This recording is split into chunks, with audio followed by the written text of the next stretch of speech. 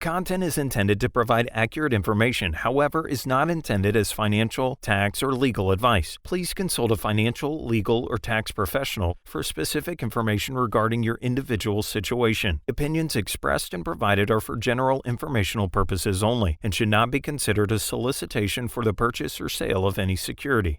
Welcome to Game Plan for Retirement with Chris McIntire. McIntire Retirement Services, Northwest Ohio's retirement planning resource. And welcome into the program, ladies and gentlemen. This is your Game Plan for Retirement, brought to you by Northwestern Ohio's resource for a common sense approach to planning for your financial and retirement future. He is president and founder of McIntire Retirement Services. Chris McIntire once again with us. Chris, welcome back in. Hey, good to be with you, Peter. Good to be with everybody out there listening or watching us on our podcast as well. Thank you for joining us. Always a pleasure, Chris, every time we get the opportunity to visit weekly for the radio program where you bring to light some of the important topics and subjects, some of the strategies that we need to know and be aware of in order to plan for our financial future. And yes, always a pleasure to have you, ladies and gentlemen, tuning in, watching on YouTube or on the website, McIntireRetirementServices.com. Archives of the program available there, as well as lots of additional resources. And Chris is here as your resource, ladies and gentlemen. If you've got questions or concerns, or if you would like to request a time to take a look at your investments, your portfolio, your retirement accounts, pick up the phone and give a call. 800-868-1194. That's 800-868-1194. 800-868-1194. And Chris, the results of our plan only as good as the assumptions that we are basing the planning off of. And on this week's program, sort of continuing with your series of reports and the countdown to retirement, you've got 7 financial myths. These are kind of misconceptions or could be mistakes to rely on some of the traditional wisdom or what we have been told are safe assumptions when planning for our financial future. Exactly, Peter, and they aren't in any necessarily order of importance. So number 7 is just as important as number 1 on the list here. And Peter, I'm going to let you go and kick it off here with us, buddy, and we'll add some commentary as we work our way through here, and look forward to getting some feedback from some of the listeners as well. Absolutely. Well, number 1 on the list, Chris, is something that we have heard, and I think that most planning projections sort of make the assumption that this is always going to hold true, when in reality, we have clearly seen that it does not hold true always, that there are times when the market, in fact, is volatile and can go down. We've seen it several times over the last 2 decades. But the number 1 financial myth, misconception, or mistake is assuming that the market is always going to go up. Exactly. And, life is what happens to plans. So the market doesn't always go as planned as well. We've had, if you look back through the history of the S&P 500, you could find, years where the market didn't really go anywhere. We could say from 1999 or the year 2000 to 2010, the NASDAQ didn't even hit back to its previous high. So it's taken, in some cases, decades for the market to get back to its previous highs. I think most people here listening and whatnot are, we remember 2008, and, it didn't take all that long to get the market back to where it was, but the government only, injected trillions of dollars or turned on the printing machines, just like they're doing right now as well, to, buoy the economy up. And so far, so good. It has worked. But that doesn't mean that that's always going to be the case. If we get into a normal recession versus, we had the 2008 financial crisis where we needed massive intervention to, prohibit the system from collapsing. Same thing here in 2020. We needed massive government intervention. If we just got into an economic slowdown, then we aren't going to get the trillions of dollars of stimulus that we're used to getting. And, go back to 2000, 2001, 2002, I think 920 days, the S&P 500 fell 46%. So that's a prolonged negative market environment where if you are drawing money out of your investment portfolio while it's dropping significantly over a much longer period of time, that can really derail your retirement. No question about it there, Peter. Well, Chris, there seems to be a subtle difference here, but something we need to understand. Both of these could potentially be detrimental to our retirement outcome or planning projections if we are reliant on them and then they don't hold true. The saying is that the market always goes up over time. Well, the market has gone up over time, but there are times, as you indicated, some periods of 10 years or more where the market just moves sideways or has a lot of volatility but does not make really any forward progress. The period from 2000 to about 2011, 2012, 10 years or more, they call it the lost decade, where we had two major drawdowns and downturns in the economy. The dot-com bubble lasted about 3 years of down markets, and then a subsequent 4 or 5 years of recovery just to get back up to break even. And then the Great Recession happened, another couple years of down markets, and then subsequently another 2 or 3 years to rebound. That period of time, 10 years, where if we had invested at the beginning and looking at the end, minus any dividends or income and any further contributions, we have not made a great deal of forward progress. But over the longer period of time, the market has gone up. The problem is that I don't know anyone that has lived for 100 years in retirement. 10 years in retirement, especially as we're making withdrawals, really can set the tone and the precedent and the outcome for what retirement is going to be about. And here's the thing. Most retirement planning projections, they don't assume that the market always goes up over time. They sort of project out that the market always goes up. They sort of forecast, Chris, a steady positive rate of return. The difference in those two statements, the market always goes up over time and the market always goes up, there is a significant difference there. But regardless, I guess, of the language, if we are reliant on that assumption on either side and then it does not hold true, it can be problematic for our retirement. Without question, Peter. And, for the people that are listening to the show here today, the 2008 financial crisis was the buying opportunity of a lifetime, and the market set new record highs pre-COVID epidemic. So everybody was reaping the benefits of buying low, and, that's a lot different than taking money out when it's low, obviously. So we want to highlight those differences. When you're buying, it's one thing. When you're withdrawing, it's something completely the opposite. And, in going with the assumption that I hope the market goes up over time in my retirement, because that's what it's always done in the past, or, all these cliches that exist in the marketplace out there. And, well, I watched Kramer this morning and, this is what he was saying. And, or I read something in the Wall Street Journal that said, if you buy dividend paying stocks, you should have nothing to worry about in your retirement. Well, saying the word should and probably and hope for, is a lot different than guaranteeing.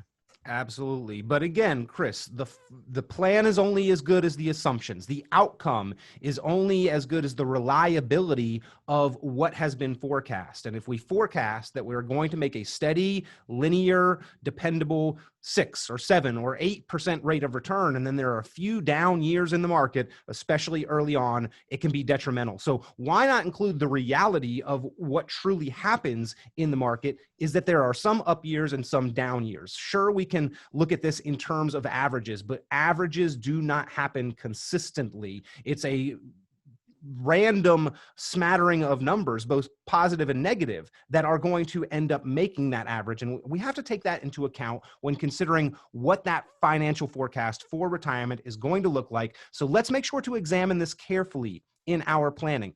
Are your projections, are your illustrations, are your assumptions for retirement income and longevity based on this financial myth, and important to identify, that the market always goes up, or even that the market always goes up over time? Let's examine that carefully. Let's make sure we've identified that, and then how comfortable are we with that assumption? Let's really question that and make sure that we are comfortable with the assumptions that our plan is making. If you'd like to review anything in your plan, take a look, dive into greater detail, pick up the phone and give Chris McIntire a call, 800-868-1194, 800-868-1194. Chris, kind of attached to that is myth number 2 on your list of these 7 financial myths, which is that the market averages a 10% rate of return. We've all heard this, that the market over time has averaged a 10% rate of return.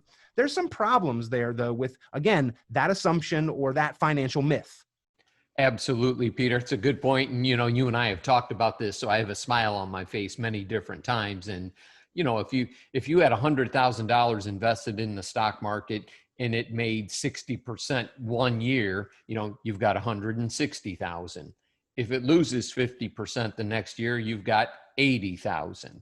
And then, if it makes another, say, 20% the following year, you're back to 100,000. Well, 60 minus 50 plus 20 averages out to a 10% average rate of return, even though you don't have more money than what you started with. Right. So, Chris, if we are looking at the past performance of various funds, or we are thinking, hey, the market has averaged 10% rate of return, I should be able to count on that or assume that in my planning. The difference between what the market or a fund has averaged versus the real results on our money is going to lead to a diversion of our expectations and reality. Absolutely, Peter. When we have advocated safe money strategies here for, more coming up on 10 years, I'll bet it is now, believe it or not, we've been doing radio shows here on these channels. And we always have advocated, look, you can't spend your averages. If you've got plan A is I'm going to draw from my investment portfolio and everything goes good for 3 or 4 years and you're pulling money out and your account is still going up, who doesn't like that? And then all of a sudden you hit a pretty big bump in the road, like a 2008 crisis. Let's not even talk about COVID, because we hope that never happens again. In your portfolio takes a big hit. Don't you want to be able to transition over here to a safer bucket of money and pull money out of and give the growth money time to recover? Makes perfect sense to me anyway, but not every Wall Street technical expert, or whatever you want to phrase it, believes in safe money strategies the way we do, and looking outside the traditional stock, bond, and mutual fund way of investing. There are many other different vehicles that are out there. And, it's probably where we have a niche in the marketplace there, Peter, is, we're not afraid to look at, what are the banks offering? What are the insurance companies offering? Not just what we can find on the corner of Wall and Broad, basically, in New York City. Well, Chris, some of these safe money strategies do offer certain contractual guarantees for progress and growth of money. There are options out there that can protect the principal. We won't suffer the losses, and we can have some stated set either interest rate for a lump sum or growth on the money for particular purposes like generating future retirement income. And that is an attractive balance for some folks that may be wary of the risk of the market, of the volatility, or just want to earmark specific dollars to serve specific purposes into the future. Boy, you couldn't have said that any better there, Peter. And, we call it peace of mind money, and, peace of mind gives you a better quality of life, obviously. And, I got enough gray hairs on my head, not too many, but just enough that, hey, we've been through some of these experiences in the past. We know what can happen when you go through a financial crisis, when we go through a prolonged recession. And, that's why we always advocate to people, look, have some safe money carved off here on the side. Maybe that's what you're pulling your income out of, and you're using your investment portfolio to be an investment portfolio to grow your money. So drawing income can be different than the way that you invest to grow your money as well. Again, talking with Chris McIntire about these 7 financial myths. If you are reliant on any of these for your forecast, for your financial future, you want to carefully examine and identify that as early on as possible, and then decide with your financial coach, your guide, your resource, if you are comfortable relying on these financial myths to always hold true in your planning and into your future. The plan and the results are only as good as the assumptions that are made in that planning process and that the plan is based upon. If you'd like to review your plan and see if there are any misconceptions or mistakes or assumptions or myths that you are relying on, pick up the phone and give Chris McIntire a call, 800-868-1194. That's 800-868-1194. 800-868-1194. Chris, I think nowhere is it more clear that we cannot necessarily rely on the stated average rate of return that the market has historically achieved than when we have the discussion of how much income we can generate. There is such a separation from what the pundits and the historians say the market has averaged versus what they tell us we can actually withdraw from our account for an income. And the reason is simply that we cannot rely on that average rate of return to be consistent, and therefore we have to be satisfied and we have to hold ourselves to a much lower rate of withdrawal and income. Perfect example and a good setup for me there, Peter. I was just going to transition into that withdrawal rate off of people's portfolio. And I believe it was 1994, a financial planner in California came up with the 4% rule. Says, all right, if you're going to retire and you think you're going to live for 30 years, you can withdraw 4% of your portfolio and then adjust it for inflation, and you should be okay over a 30-year time frame. So I would say, okay, and maybe in 1994, when you could plop down $500,000 at Fifth Third Bank or Genoa Bank here, in Ohio, and get a 5 or a 6% rate of return on a certificate of deposit is one thing, or in the bond market even. And, now today a 10-year treasury is at 0.6%. Yep. And I think, you did at bankrate.com and saw a Wells Fargo CD for 5 years at 0.34% back in March. And, that doesn't support a 4% withdrawal rate. So you have to look at things, not what they look like in 1994 when somebody wrote this, not a law, just a rule of thumb. Kind of a theory. Yeah, a theory. And how does that apply to 2020, looking at 0% interest rates, basically, where most folks in a 60-40 portfolio would have 60% in stocks or bonds, depending on your risk tolerance, okay? 40% in, on the other side, in equity. So let's say we got 60% in bonds, averaging 2%, and 40% in stocks. Unknown what the result of those is going to be in today's world, where companies are cutting dividends to hoard cash to get through the COVID crisis. That does not support a 4% withdrawal rate. And I think we still got the report from Dr. Wade Pfau, who in 2013 said, the new withdrawal rate is 2.8%. And that was in 2013. And we had a much better interest rate environment then than we do now. So it's the withdrawal rate risk is huge. Yeah, and the prevailing interest rates, the fact that they have come down, the fact that they have stayed exceedingly low, that's one of the major contributing factors to this drop in anticipated and accepted withdrawal rate. But if anybody can tell me, the world has not changed, the financial markets have not changed, the interest rates have not changed since that theory was incepted back in the mid-90s. We were in the midst of one of the greatest bull runs in stock market history. Chris, as you mentioned, you could get a 1-year CD paying upwards of 5% at that time. Sure, the cash flow rates looked a lot more attractive at that time, but now the baby boomers are turning the corner. They're looking to make withdrawals from their retirement accounts, and they're really questioning how and how much income can be generated from that account. Chris, that's actually one of the major components of planning, one of the steps, a critical part of your strategic strategy session and the planning process there at McIntire Retirement Services is to address this myth right here. How much cash flow can I generate from a specific portion of or from my portfolio?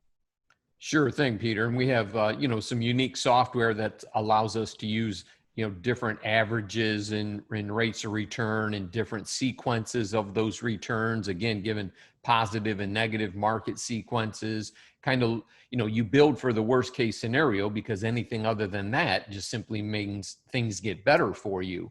So our it's a program is called Retire Up, and we do that for a lot of our clients, just to stress test, if you will, and see if your portfolio will blow up, basically, or will you thrive through your retirement. Well, before I move into retirement, I like the idea of stress testing my plan, pinpointing, identifying, poking holes in it, seeing where there are red flags or where the plan may be reliant on some of these financial myths. Again, if you'd like this report, the 7 financial myths, or the compilation of the series of reports, the Countdown to Retirement, Chris McIntire makes those available. He's happy to provide those to you physically or digitally, or more importantly, more valuably, perhaps the next step is seeing where all of these different factors may apply to your specific plan and your financial forecast for your retirement future. Pick up the phone, give a call, request the reports, request the time to sit down and review and evaluate your plan, either in person or perfectly capable of doing this through the convenience and the safety of technology. Chris can conduct that retirement planning review and strategy session right along with you. 800-868-1194. That's 800-868-1194. And it really is an educational process. No cost,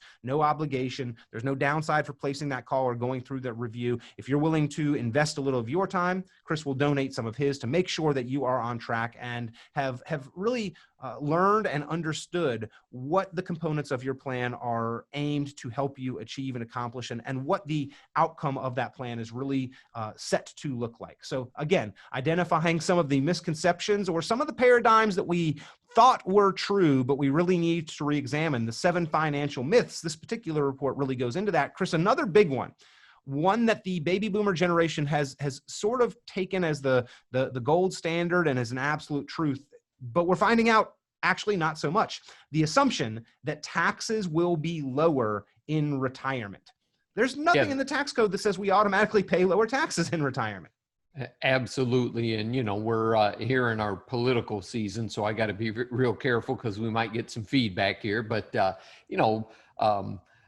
under the current administration, they have cut taxes. Okay? And, we don't know how long those tax cuts will stay in place. They are not permanent. At some point, they will sunset and go back to the rates that they once were. We could have different types of taxes come into play. Again, they've spent a lot of money. We've got this huge deficit that will have to get paid down at some point.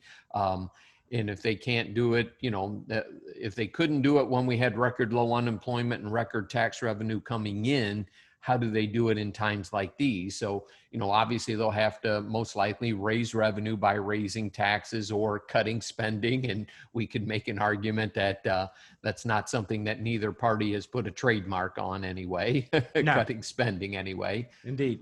Yeah, no, neither one seems to like to do that once they get up there where they have the power to do so. But regardless, Chris, that's the true trickle down economics is what they decide to do up there actually affects all of us individually in our financial progress. So rampant spending in Washington results in eventually higher taxation for us. And where we are today versus where we've been in the past and the financial status of this country, I really only see one direction that taxes could go into the future. And here's the thing. This is the financial myth number 4 is the wisdom, the teaching, the thinking that taxes will be lower in retirement. And here's what I mean about examining assumptions, Chris. If we assume that taxes will be lower in retirement and we're wrong, then we have less money than we anticipated being able to have and to spend in retirement. If we, on the other hand, assume that taxes will go up into the future and we're wrong about that assumption, then we end up having more money than we anticipated. So which side makes more sense to assume in our planning process? Yeah, I'd rather have more than less, obviously, Peter. And I wholeheartedly agree with you because, right now taxes are very low from a historical perspective. We got a 10% bracket and a 12% tax bracket are the first two, and that affects the bulk of Americans. If we turn the clock back a few years, that was 10% and 15%. So, yeah, we can make the argument that, for people listening to the show today that are getting closer to retirement, that, hey, taxes may very well go up for them in retirement, because when they're at historically low rates, odds are they're going to go up versus stay the same or even go down. And, we're in election season, so everybody's promising this, that, and the other thing. Once we clear that, then we'll see where the rubber meets the road, obviously. And, but you can't just spend trillions and trillions of dollars. And at some point you have to pay for that. And that's by raising revenue or raising taxes. And, you're seeing, a shift in geopolitical forces now, where people are leaving, high tax states like California, in New York, and moving down to like Florida or Tennessee, Texas, Arizona, some of those states that have lower state taxes anyway. So people will seek out other opportunities. We've had, I got a client that moved to Nashville, Tennessee. They don't have any state income tax down there. Now they have better weather, in the month of January than we do here too. So it was a win-win, I guess, if you want to call it that. Hot and steamy this time of year, though. So there's benefits and disadvantages on both sides there, obviously. But we talked last week or a couple weeks ago, Chris, about the Kiplinger article of the 14 reasons you may go broke in retirement. And taxation was one of those. Forgetting about or minimizing in your mind and in your planning process how impactful taxes will be on your retirement. We've got to be cognizant of that. And you need to carefully examine the assumptions that are being made about how much taxes you will owe into and throughout retirement, how impactful that will be. It's not what you make, it's what you keep. Taxes often are that item standing in the middle there. And Chris McIntire can help you forecast that out, can help you model that, can help you examine the assumptions and make sure that they make sense for your situation. Pick up the phone and give a call, 800-868-1194. That's 800-868-1194, 800-868-1194. Chris, we've got a few more here on the list. I'm not sure we're going to have time to get through all 7 of these. And I know you even had some additional ones that you wanted to maybe bring up and discuss. And I know you can do that in person with each individual. But number 5 on the list, let's get right to it. I don't need life insurance once I retire. Do you see people maybe making a mistake with this thinking? Yeah, the conventional side of that is, look, I've paid off my house. I've sent the kids to college. They're on their own, and I don't have a need for life insurance. Can certainly make that argument. If you have not paid off your house and you've got some other outside debts, and then we can make an argument that, hey, why not hedge that? Because if you get a husband and wife that both get Social Security benefits, for example, and they get $2,000 a month apiece, well, if one of you passes away, you lose $2,000 a month. That's $24,000 a year. Over 10 years, that's $240,000. How are you going to make that up? Yep. And granted that, when there's a widow, you probably don't need the same amount of income as you do when you're a married couple, but it's not half, right? Right. And, we use life insurance for a number of different tools here. There's the basic term insurance, which is, hey, I chose a different pension benefit. My wife's not going to get as much, but I've got a term insurance policy in case I pass away. It'll bridge the gap.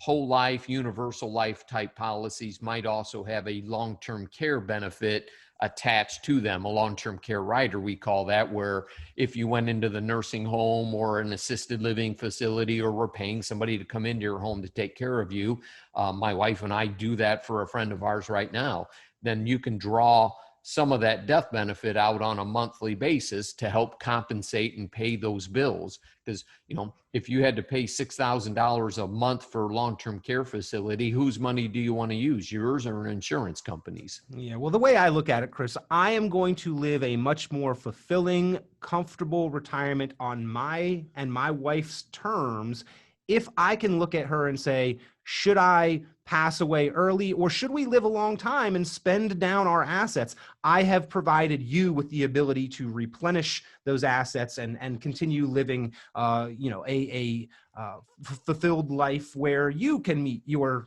expenses and standard of living. I am just going to feel more comfortable personally and more comfortable putting my spouse in that situation. And so maybe it's not necessary for everybody, but certainly we don't want to completely overlook or fall for the myth that we absolutely don't need life insurance as part of a comprehensive retirement plan. And Chris, we are not going to have enough time to get to all of these. Time moves by so quickly on the program, as it does in life, and that's why it never benefits us to procrastinate on any of these items. But number 6, I can rely on my investment plan alone for retirement. And number 7, it's too late to plan, or I don't have enough. These are some of the financial myths that you really need to examine, ladies and gentlemen.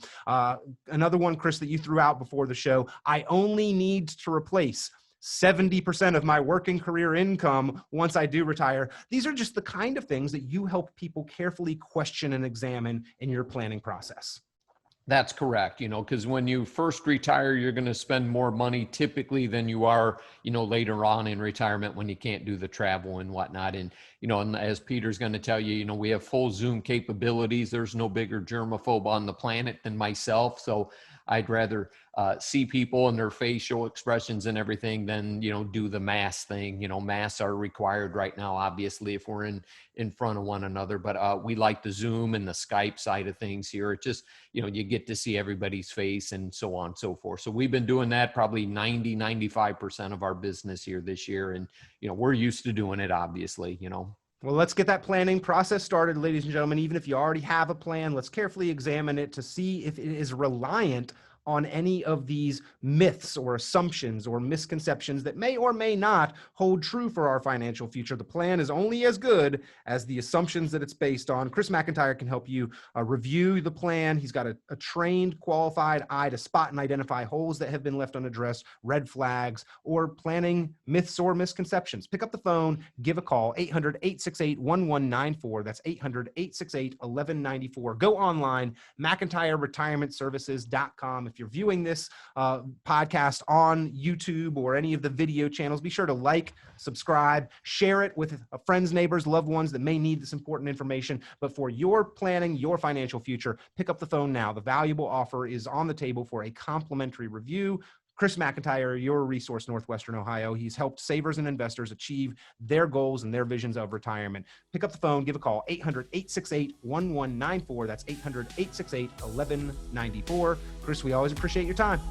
Hey, it's good to be with everybody. Stay safe out there, folks. We'll get through this. Visit McIntireRetirementServices.com for many additional valuable resources, including other great episodes of Game Plan for Retirement with Chris McIntire. Be sure to subscribe.